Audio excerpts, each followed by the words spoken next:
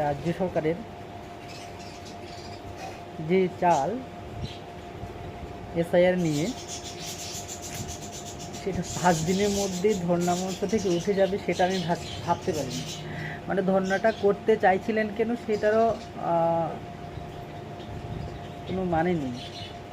আর ধর্নাটা complete হয়ে গেছে, এবারে কিসের প্রেক্ষিতে ধর্নাটা বন্ধ হয়ে গেল সেটাও বুঝতে পারছি না। মানে ধর্না যখন বসেছে বাবা, ধর্না মঞ্চটা তো 2-4 দিনের জন্য যার জন্য করছে, মানে যে বিষয়টার উপর করছে সেই বিষয়ের কোনো একটা সলিউশন না বের করে অবধি ধর্না মঞ্চে ওঠে না, বা জোর করে না তুলে দিলে ওঠে না। তো বুঝতে পারছি না, হ্যাঁ, সরকার পক্ষ বা যারা ধর্নায় বসেছিল, ওরা কি ধর্নায় বসেছিল নিজের মনস্তুতি অনুযায়ী তো ধর্নায় বসছে। এবার নিজের মনস্তুতি দিয়ে হঠাৎ করে ভাবলো যে না, এবার এসআইয়ের ধর্না বসেছি, এসআইয়ের ধর্না নিয়ে যেটা বলার সেটা কমপ্লিট হয়ে গেছে আমার, যার কাছে বলার সে শুনে নিয়েছে, সে করে দিয়েছে, আমার সব পূর্ণ হয়ে গেছে, আমি 5 দিন পরে গুটিয়ে বাড়ি চলে যাচ্ছি।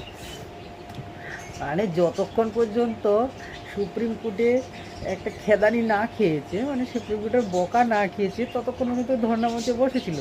যেই সুপ্রিম কোর্ট একটা মানে বলে দিয়েছে যে আমার যে জাস্টিসরা কাজ করছে, অফিসাররা কাজ করছে, ওদের নিয়ে যদি কোনো সন্দেহ প্রকাশ করা হয় তাহলে রাজ্যকে বিশাল পরিমাণে আর্থিক জরিমানা করা হবে।